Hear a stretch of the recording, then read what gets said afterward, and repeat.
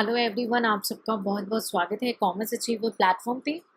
आज इस वीडियो के थ्रू हम स्टार्ट करें कॉस्ट अकाउंटिंग में new chapter activity based costing, जिसको हम ABCB बोलते हैं। ठीक है, तो कॉस्टिंग में आपको कॉन्सेप्ट समझ के न्यूमेरिकल सॉल्व करेंगे, then it will be easy for you.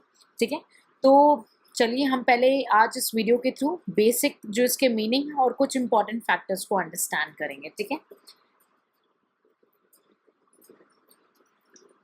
आपको पता होगा, आपने बेसिक अंडरस्टैंडिंग ली होगी कि कॉस्ट हमारे दो तरीके के होते हैं। एक होते हैं हमारे डायरेक्ट कॉस्ट और दूसरे होते हैं इनडायरेक्ट कॉस्ट। ठीक है, कॉस्ट यानी खर्चा, जो भी आप बना रहे हैं, कोई भी रॉ मटेरियल वगैरह दे रहे हैं, तो कुछ होता है आपका डायरेक्ट खर्चा होता है, कुछ होता है इनडायरेक्ट। डायरेक्ट में आपने पढ़ा होगा डायरेक्ट मटेरियल, लेबर एक्सपेंसेस, कुछ डायरेक्ट एक्सपेंसेस हैं और कुछ इनडायरेक्ट है, जैसे ऑफिस है, इलेक्ट्रिसिटी है, बिल्डिंग का रेंट वगैरह है, जो कि इनडायरेक्ट खर्चा आता है। तो अभी तक जो पुराने ज़माने का, जिसको हम ट्रेडिशनल अकाउंटिंग बोलते हैं, उसमें क्या होता था, डायरेक्ट में तो कोई दिक्कत नहीं है, वो हमेशा जो प्रोडक्ट पे जितना होता है उतने ईजिली एलोकेट हो जाता है। बट इनडायरेक्ट में, ट्रेडिशनल में क्या होता था, एक ट्रेडिशनल पैटर्न होता था, लाइक लेबर आवर्स के बेसिस में उसे एलोकेट कर दिया जाता था, अनलेस एंड अदरवाइज क्वेश्चन कुछ और डिमांड करे। बट एक्टिविटी बेस्ड कॉस्टिंग हमारा एक एडवांस्ड वर्जन है, जो कि ये बोलता है कि हम अब कॉस्ट को डायरेक्ट प्रोडक्ट पे नहीं डाल रहे हैं, मतलब कौन से प्रोडक्ट पे कितना है उस पर डायरेक्ट प्रोडक्ट पे नहीं डाल रहे हैं।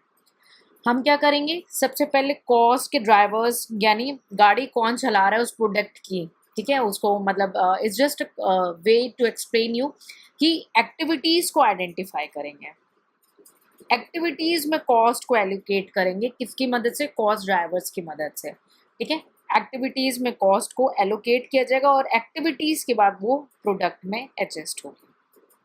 ठीक है, ये आपको बेसिक ओवरव्यू कि कॉस्ट में दो तरीके के कॉस्ट होते हैं, डायरेक्ट एंड इनडायरेक्ट। डायरेक्ट में कोई प्रॉब्लम नहीं है, डायरेक्ट कॉस्ट जो है वो इजीली हैंडेबल होता है, डायरेक्टली चार्ज हो जाता है एंड प्रोडक्ट के साथ।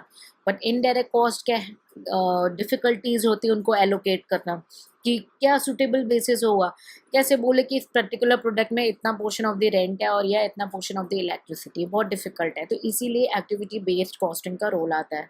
न्यू एडवांस टेक्निक है एक्टिविटी बेस्ड कॉस्टिंग, जिसमें जो कॉस्ट को उसको कॉस्ट यूनिट के बेसिस में, इनडायरेक्ट एक्टिविटीज़ के बेसिस में एलोकेट किया जाता है। एग्जाम्पल के तौर में कितना ऑर्डर आया, कितना क्वालिटी है, कैसा है, कैसे सेटिंग अप है। ठीक है, तो ये एक मॉडर्न अप्रोच है इनडायरेक्ट कॉस्ट एलोकेशन का। ठीक है, तो ये क्या केवल डिपार्टमेंट वाइज करता है? नहीं, ये डिपार्टमेंट वाइज नहीं करता है, ये particular product wise, activity wise allocate करता है। ठीक है, आपके सामने यहाँ पे मैं एक फिगर शो करूँगी, इसको हम थोड़ा सा डिटेल में डिस्कस करेंगे, क्योंकि एक्टिविटी जो बेस्ड कॉस्टिंग है, ये एक मेथडोलॉजी है जो कि कॉस्ट को असाइन करती है एक्टिविटी पे rather than product and services. तो आपको डायग्राम में दिख रहा है कि ये एक्टिविटी पे असाइन करिए, 1 सेकेंड, ओके, एक्टिविटी पे असाइन करिए, एक्टिविटी कॉस्ट पूल्स पे असाइन करिए rather than direct to the product. आपको दिख रहा है अभी? Okay, this will be okay. तो डायरेक्ट एक्टिविटी पे असाइन होता है हमारा जो कॉस्ट है, तो ये आपका कॉस्ट है। ठीक है, कॉस्ट आपका एक्टिविटी पे असाइन कर, like ordering and receiving material cost pool, setting up machine cost pool, machine cost pool, assembly, inspecting, painting, supervising, ये कुछ एग्जाम्पल मैंने आपके सामने रखा है। एक्टिविटी में असाइन होगा, एक्टिविटी के बेसिस पे हमने कॉस्ट ऑर्डर्स ड्राइवर्स लेने, यानी गाड़ी कौन चला रहा है, यानी किस वजह से। फॉर एग्जांपल सुपरवाइजिंग है तो डायरेक्ट लेबर आवर्स है। ठीक है, प्रिंटिंग कॉस्ट है तो नंबर ऑफ पार्ट्स है। ठीक है, इंस्पेक्टिंग एंड टेस्टिंग है तो कितने टेस्ट है, तो ये ड्राइवर है, जो मेन ड्राइवर गाड़ी। ठीक है, इसको भी आइडेंटिफाई करना। मशीनिंग कॉस्ट है तो मशीन आवर्स है। इन ड्राइवर की मदद से हम प्रोडक्ट में एलोकेट करते हैं, लास्ट में इसका एलोकेशन होता है एक्टिविटी बेस्ड कॉस्टिंग का। तो आई होप आपको इससे ये कॉन्सेप्ट क्लियर हो गया हो कि ट्रेडिशनल में क्या होता था, डायरेक्ट प्रोडक्ट एंड सर्विसेज पे एलोकेशन होती थी, लेकिन एक्टिविटी बेस्ड कॉस्टिंग क्या है, ये एक बहुत ही जो है करंट मेथडोलॉजी, अकाउंटिंग मेथडोलॉजी है, जो कि कॉस्ट को डायरेक्ट प्रोडक्ट या सर्विस से रिलेट नहीं करता, एक्टिविटीज पे कॉस्ट को असाइन करता है, फिर वो एक्टिविटी वाइज जो है वो प्रोडक्ट की कैलकुलेट हो जाती है। ठीक है, तो आई होप आपको बेसिक मीनिंग की एक्टिविटी बेस्ड कॉस्टिंग क्या होता है वो क्लियर हो गई होगी। ठीक है, तो अभी हम कुछ फैक्टर्स को अंडरस्टैंड करेंगे। ठीक है, ओके, कौन कौन से फैक्टर्स हैं जो डिमांड करते हैं कि एक्टिविटी बेस्ड कॉस्टिंग ऑप्ट करना चाहिए? ये एक्टिविटी बेस्ड कॉस्टिंग एक अच्छा सूटेबल मेथड है।